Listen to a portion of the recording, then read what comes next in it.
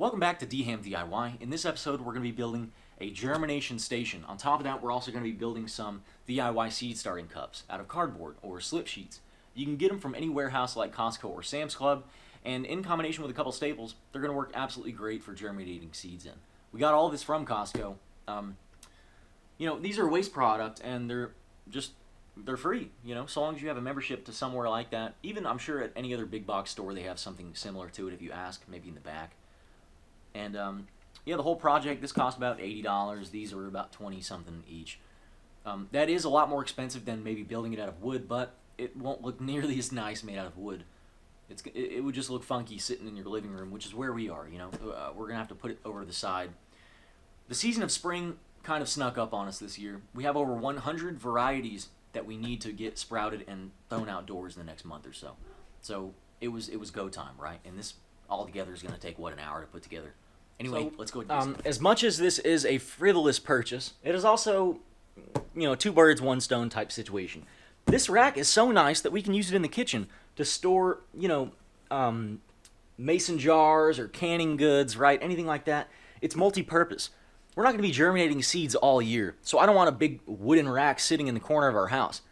With this, we're able to use it for really anything we want. Storage in maybe the shed when we have that built, or in the closet, right, with Christmas decor. I mean, you could do anything with this rack. It's beautiful, and it doesn't look out of place maybe in a 5-star kitchen or something, right? Also, these shop lights. Now, we could use these for our shop that we're going to build. That's my thinking on it, putting them on maybe a counter or table or something like that, or even just keeping them to the side in the closet for when we end up having to germinate stuff next year. Let's go ahead and get them open. Oh, well, need a box cutter for that, don't we? And I'm curious to see how these are going to work. They are integrated in that you can't replace the light bulbs in them, I don't believe. However, I don't see that being a problem because they have a lifespan of like 5 years being on continuously. And yes, they will lose some of their power in that time. I'm okay with that, right? Maybe in 3 years of continuous use, they'll start to lose some of their efficiency or something. That's fine, right? We're going to have them on for, 9 hours a day for maybe a month, and then we're going to be using them how many years after that, right? By the time these are bad, technology is going to surpass this, and I'm sure there's going to be some other crazy thing in 5 years. That's my thinking, Okay, so here we have the cart or rack completely constructed. Now the bottom, we're planning on just putting maybe materials, right, a watering can, a mister, things like that, right? Supplies. On all the other 4 racks, we're going to put the lights. Now, it's pretty interesting, the hardware that came with these lights. There's a little, almost like a piece of wire, and what I did is stuck it in there and then looped it through the holes on the lights. That leaves a very clean and crisp way of putting these lights on. Did that on both sides as well. Now, the other interesting thing about these lights, we have a cord, male, and then a plug, female. So what we can do is rotate the lights like this, and then have the cord plugged into there, and then have the cord plugged into there, and then have the cord plugged into there. Make it look all pretty and perfect. And the joy of this as well is that in the event we need to add another light and have 2 on each side, we can, no problem. Alright, I'm going to go and get these other lights put on, and then we'll get the seed starting cups in as well. And then we'll put some soil in and some seeds, and we will be ready to roll. So here are the 2 ways, after playing around with some of the cardboard, that I came up with. The traditional toilet paper roll way, right? You're just folding cardboard into a circle and stapling it. No big deal.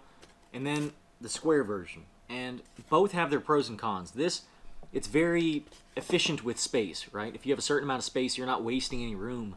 However, roots aren't designed to go, make square shapes, right? And go around squares. It just doesn't fit into the realm of nature so much, right? But that's coming from the guy who's, made square raised beds.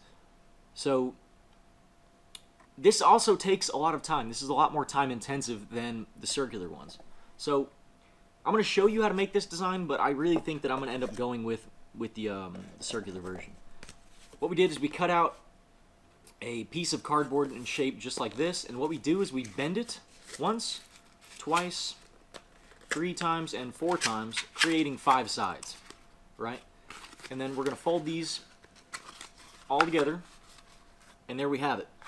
Now what we're going to do, get a stapler, any stapler will work, sink a couple in there. Oh, it appears I'm out of staples. Okay. And that's really the only thing that's going to cost you money with making these is the staples. You know, you sink about 5 or 10 into each, and then you are what is that? Maybe 1/10 of a penny or something. You know, so no big deal. And you can use as little or as much as you'd like. Okay, so there's 4. That ought to hold it. And fold this one in. Fold this one in. You see that? So now we have a closed-off container. And what I've been doing for the bottoms, opening the stapler, getting a folded piece of cardboard, and just sinking a few into the bottom. And then there it stays, you see? Easy as that. Okay. So it is the 15th of February. They've been in about 15 days.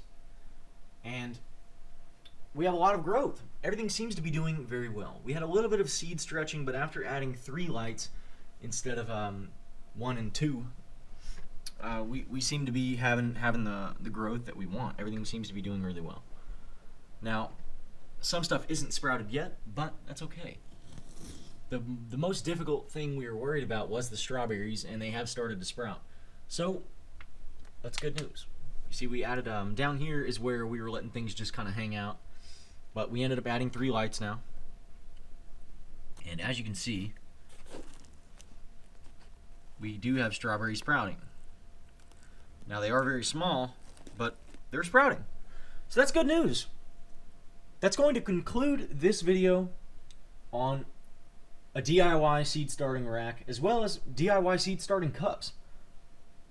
This rack was pretty expensive, and the lights were, you know, it would be cheaper in the long run to go with an actual, you know, ballast and the housing and the T8 bulbs and all that, because over time you could switch them out over the course of 10 years or something. But this works for right now. And in the event we find that they start to lose, they start to lose efficiency and not produce as much light, you know, which happens with LEDs, I think, over a certain period of time, we'll just take them back. You know, you can do that with where we bought them, right? Costco. So obviously we're not going to do that a couple of years in advance or what have you, but yep, so that's it.